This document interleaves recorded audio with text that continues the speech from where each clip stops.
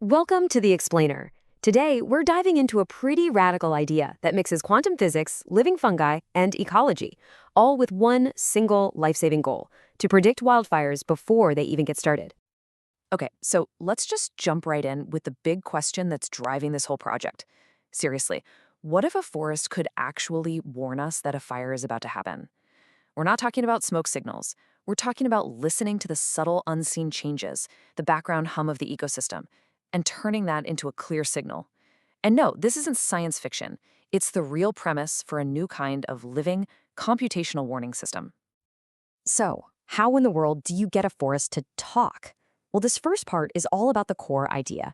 It's about creating a system that doesn't just try to ignore the noise of the forest, it actually uses that noise as a critical part of how it works. It's a total flip of the script. So what the researchers are proposing is this hybrid system they call NITM, which stands for Noise Interference Topological Memory. Yeah, it's a mouthful.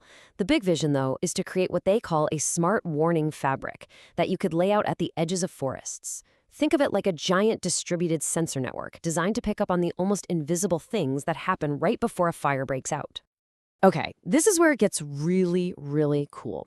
The system is basically an ecological computer, and it's built from three very strange ingredients that come together to form a predictive circuit right there in the wild. Let's break down how this whole thing is supposed to work. The full ambitious vision involves this delicate three-stage loop. It's like a little chain reaction that translates energy from one form to another.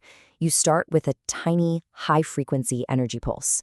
Then the forest's own background noise actually boosts that signal. And finally, it gets stored as a memory in a living fungal network.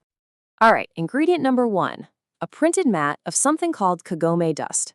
It has this special geometric structure that, when you hit it with a specific high-frequency pulse, a terahertz pulse, it creates this tiny quantum-level vibration.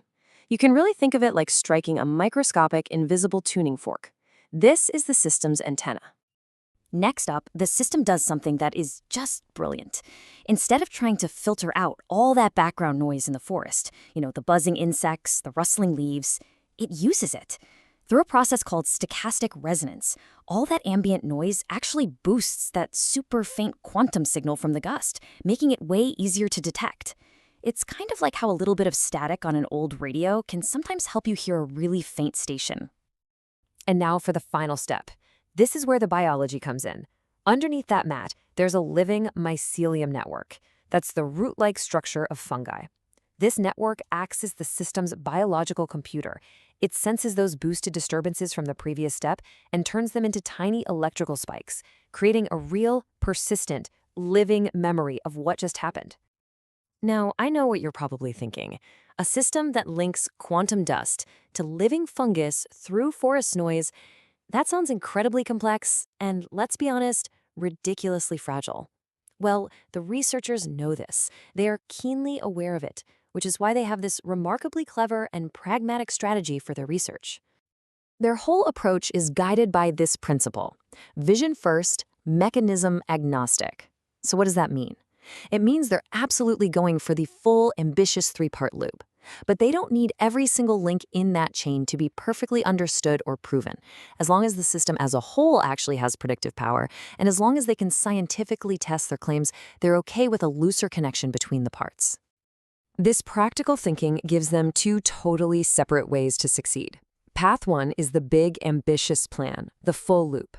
But Path 2, their Phase 1 plan, is a simplified but still hugely valuable two-part system.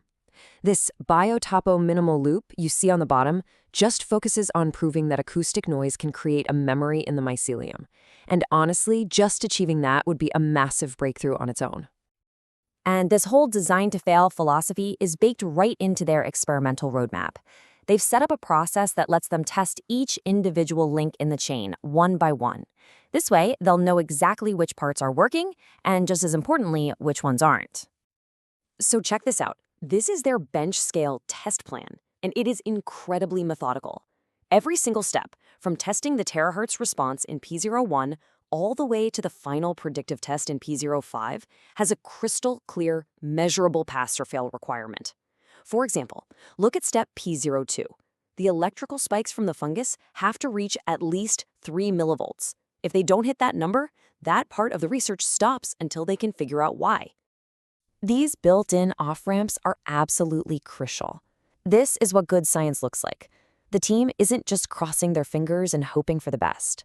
If that terahertz branch just isn't stable, they stop, and they focus on the other path. If the system fails to create a stable memory, the whole project gets paused. It is a super disciplined plan, designed to make sure they don't waste time and resources chasing a dead end. Okay, so let's say these super careful tests actually succeed. What's the ultimate payoff here? What does this smart warning fabric really give us, and why is it so important? The number one goal is this: at least 10 minutes of early warning. 10 minutes. That's 10 minutes before any of our traditional heat or smoke sensors can even detect a problem. Now, in a wildfire, 10 minutes can literally be the difference between a safe evacuation and a tragedy. That is a critical, life-saving window for first responders. So, when you put it all together, this approach elegantly combines several really powerful ideas. It turns useless noise into a useful signal. It uses a stable form of memory. It requires almost no energy because it's using what's already there. And it's all built on a rock-solid research plan. All these things together are what make NITM a practical proposal, not just some cool speculative metaphor. And it's really important to see that this isn't just meant to be some standalone gadget. The vision is for this to be the sensory layer, the sense part, of a much larger automated system for protecting our wildlands. It's the first step in a future where we can sense a threat, warn the right people, and act to fix it, all in one seamless loop. Which leaves us with a final, pretty mind-blowing thought.